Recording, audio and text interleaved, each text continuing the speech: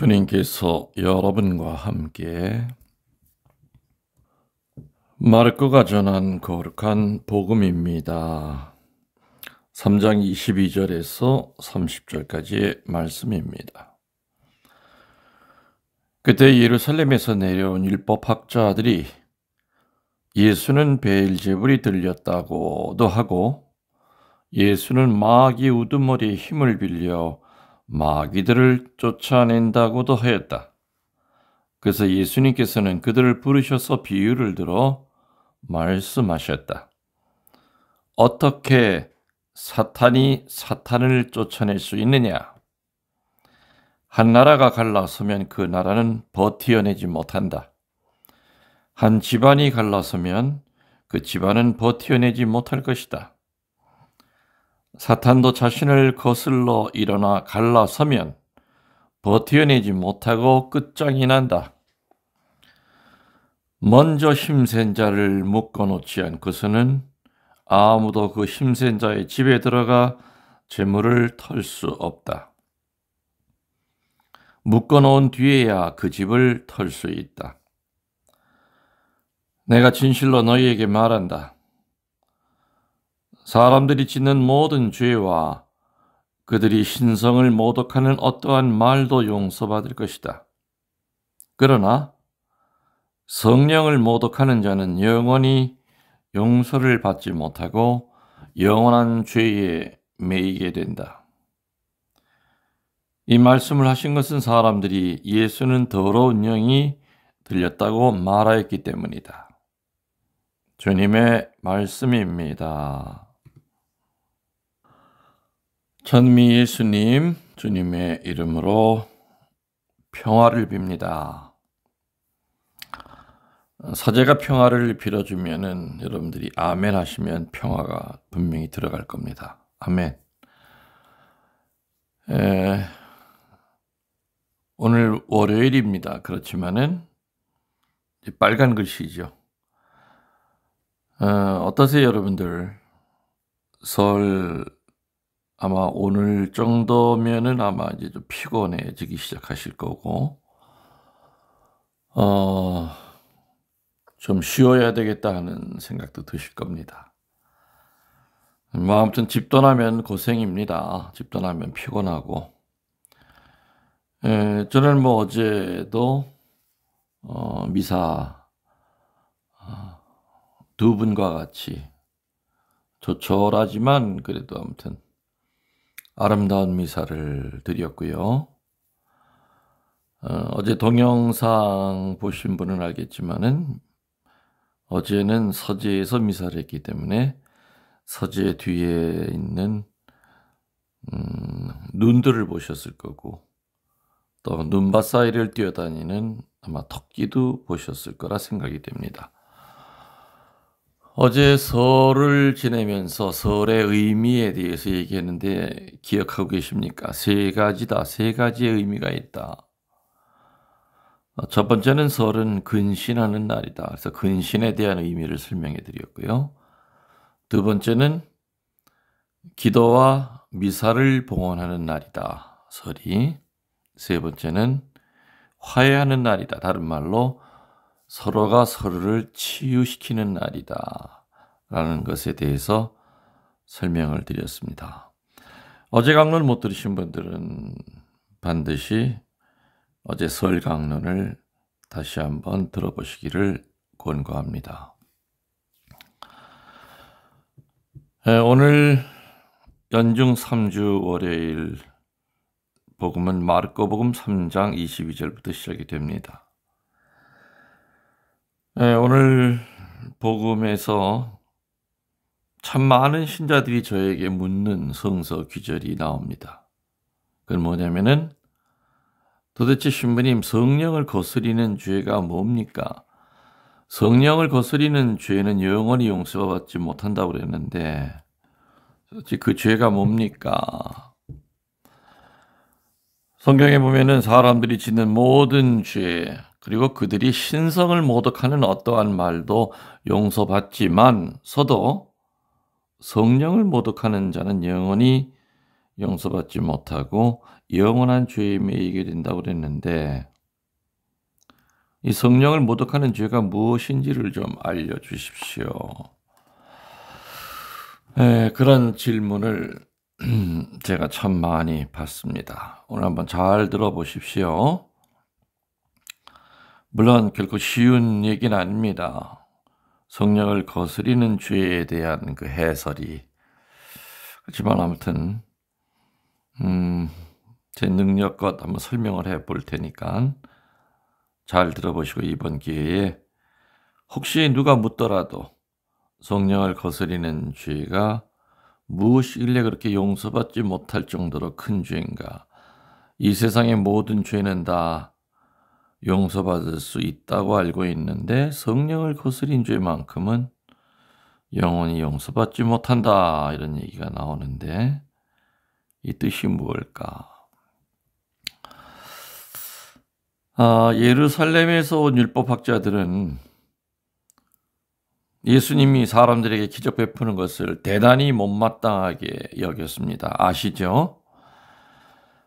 그것을 그 은혜를 베푸는 것을 기적을 베푸는 것을 하느님의 은혜로 인정해서 예수님을 이렇게 들어 높이기를 의도적으로 거부하고 오히려 예수님이 하신 좋은 일을 누구의 짓이라고 합니까? 베엘제불의 힘을 빌려서 하는 것이다. 마귀의 짓이라고 험담하는 율법학자들을 향해서 예수님이 오늘 하신 말이 바로 그겁니다. 사람들이 어떤 죄를 짓든 입으로 어떤 욕설을 하든 그것은 다 용서받을 수 있지만 성령을 모독하는 사람은 영원히 용서받지 못할 것이고 그 죄는 영원히 벗어날 길이 없을 것이다. 섬찟한 얘기입니다.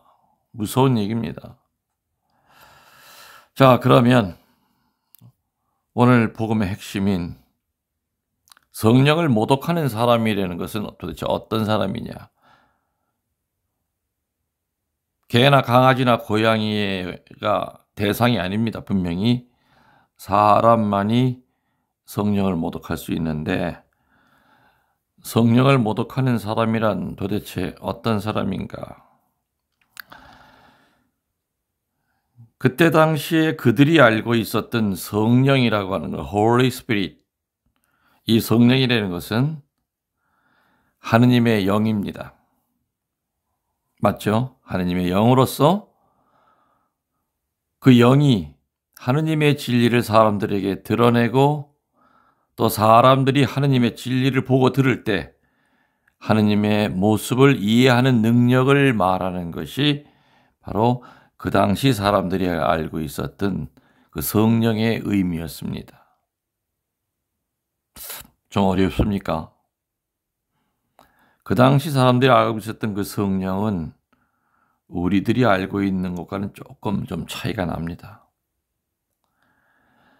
하느님의 영으로 하느님의 진리를 사람들에게 드러내고 사람들이 하느님의 진리를 보고 들을 때 하느님의 모습을 이해하는 능력이라고 했습니다. 다시 말하면 어떤 사람은 능력이 있기 때문에 하느님의 모습을 이해하고요. 어떤 사람은 하느님을 이해하지 못합니다. 그래서 얼마나 이해하느냐. 이해를 많이 할수록 하느님에 대하여 이해를 많이 할수록 성령이 함께하는 사람이다라는 것이 그 당시 성령에 대한 의미였습니다. 그런데 그러한 능력, 그 능력은 하느님을 이해하는 능력이라고 했습니다. 그런데 그러한 능력, 다시 말하면 하느님의 진실을 예수님의 말씀과 행위 속에서 바라보고 인정하지 못하고 완고히 거부하는 것은 곧 성령을 모독하는 행위가 된다는 얘기입니다. 이해하시겠습니까? 예수님의 말씀과 행위 속에서 하느님을 이해해야 됩니다. 그리고 하느님을 인정해야 되는데 분명히 예수님의 말씀과 행위 속에는 하느님에 대하여, 하느님에 관하여 정확하게 이 얘기를 해주고 계셨습니다. 그 당시에. 그런데 그것을 거부하는 사람들이 있었다는 겁니다. 바로 이러한 사람들이 성령을 모독하는 사람이고 성령을 배척하는 사람이라는 뜻입니다. 예를 들어서 말입니다. 생활 속에서 보더라도 누가 너무나 오랫동안 암흑 속에서 어둠 속에서 지낸다면은 볼 수 있는 눈의 기능을 상실하게 됩니다. 캄캄한 영화관에 있다가 밖에 나오면 우리는 잘 눈을 못 뜹니다. 어둠에 있다가 같이 밝은 데로 나가면은 잘 안 보이죠. 근데 그런 그 캄캄한 빛도 없는 어둠 속에서 뭐 몇 년을 살다가 나온다고 합시다. 그러면 거의 눈의 기능은 상실이 되죠. 깊은 굴 속에서 사는 박쥐들은 거의 눈이 퇴화가 됐다고 그러죠.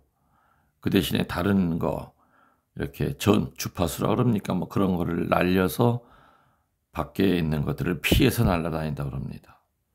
아무튼 눈도 너무 암흑 속에서 오래 지내다 보면은 눈의 기능이 상실이 됩니다. 또 누가 오랫동안 침대에만 누워서 지낸다면은 어떻게 되겠습니까? 걸을 수 있는 기능을 상실하게 됩니다. 또 누가 오랫동안 공부하고 연구하기를 거부하고 지낸다면 공부하고 연구하기가 결코 쉬워지질 않을 겁니다. 한평생 책이라고 하는 것을 본 적이 없던 사람이 책상 앞에 10분 동안 앉아 있는 것은 참 기적 같은 일입니다.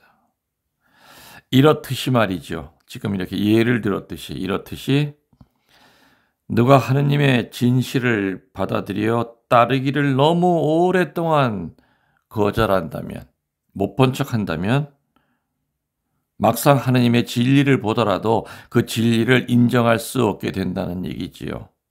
이것이 곧 성령을 모독하는 죄이기 때문에 영원히 용서받지 못한다기보다는요, 사람 쪽에서, 사람 편에서 거부하는 태도가 된다는 겁니다. 눈앞에 하느님이 계셔도 그걸 볼 수가 없다는 얘기죠. 그렇기 때문에 인간 쪽에서 그런 사람은 스스로가 하느님을 거부하는 태도이다 보니까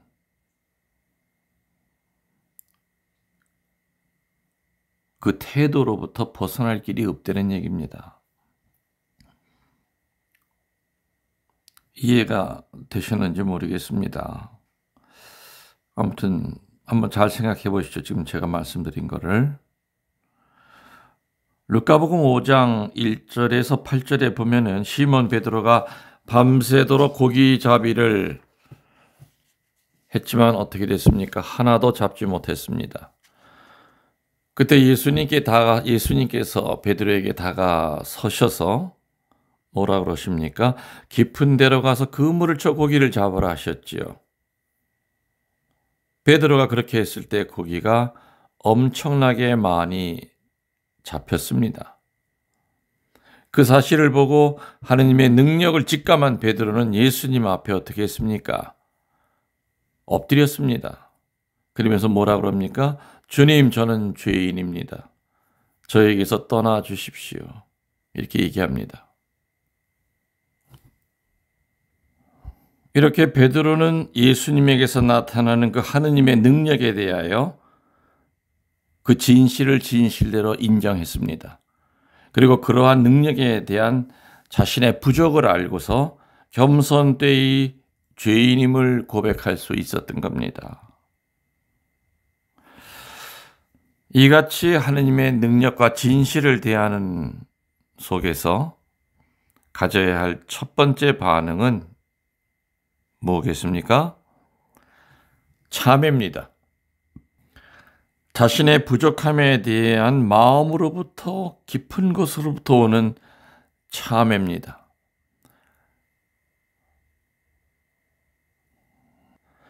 그런데 오늘 복음에서 율법학자들의 태도는 예수님께서 베푸시는 기적을 보고 어떻게 반응하고 있었던 겁니까? 더 큰 마귀의 짓이라고 얘기합니다. 참으로 불행한 이 일이지요. 그들에게는 하느님 앞에 자신의 부족함에 대한 뉘우침이 없었습니다. 그렇기 때문에 용서를 청할 것도 없는 것이기 때문에 당연히 영원히 용서받을 수 없게 된 것입니다. 이것이 바로 성령을 모독하는 죄입니다. 예수님이 앞에 나타나셨어도 또 예수님이 하나님의 능력을 보였음에도 불구하고 베드로와 같이 죄인입니다. 저에게서 떠나 주십시오라는 이러한 깊은 참회가 아니라 율법학자들은 그 예수님의 능력을 보고서도 하느님의 모습을 보고서도 자기들의 자리가 위태로워질까 봐 중상모략을 합니다. 마귀시라고 합니다. 이런 죄는 성령을 거스리는 죄이기 때문에 용서받을 수 없다는 겁니다. 뉘우칠 것이 없는 사람은 용서를 청할 수가 없습니다. 참회할 것이 없는 자가 어찌 하느님 앞에 용서를 청하겠습니까? 간단하게 다시 한번 또 다른 말로 정의를 하면은 성령을 거스리는 자는 어떤 자냐? 본인이 죄인임에도 불구하고 의인처럼 착각하고 살아가는 사람들입니다. 이제 좀 대충 정리가 되셨습니까? 성령을 모독하는 죄가 어떤 것인지. 간음죄, 당연히 하느님께 용서 청하면 죄사함 받습니다. 이 세상 모든 죄는 사함받을 수 있지만 이 불감증에 걸려있는 죄, 영적인 불감증, 하느님의 그 능력 앞에서도 교만을 떨고 있는 죄, 본인이 자기는 한 번도 죄인인 적이 없다고 착각하는 죄, 늘 의인 쪽에 서 있다고 생각하는 죄, 이것이 바로 성령을 모독하는 죄라고 하는 거 여러분들 명심하시고요. 오늘 강론 거듭거듭 한번 들으시면서 이번 기회에 확실히 성령을 모독하는 죄가 무엇인지 제가 정리를 해드렸으니까 여러분들 마음속에 꼭 새기시기 바랍니다. 여러분들 빨간 글씨 좀 피곤하더라도 이렇게 더 피곤할 때는 어디 가서 좀 쉴 때를 좀 찾으시면 좋겠습니다. 차 타고 가다 힘이 드시면은 국도로 빠져서 좀 편안한 카페 좋은 의자에 앉아서 차 한 잔 마시면서 쉬었다 가시기 바랍니다. 뭐 시간이 되신다면은 제가 있는 사제관에 좀 들렀다 가십시오 하고 싶지만 현실적으로는 안 되는 얘기이기 때문에 여러분들 마음으로만 제가 초대하겠습니다. 여러분들 영혼의 영혼을 더해서 사랑하고 계신 거, 사랑하고 있는 거 아시죠? 강복드리겠습니다. 전능하신 천주 성부와 성자와 성령께서는 이 말씀을 듣는 이들이 행여 성령을 모독하는 사람이 되지 않도록 지켜주시기를 청하면서 이들에게 강복을 내려주소서. 아멘.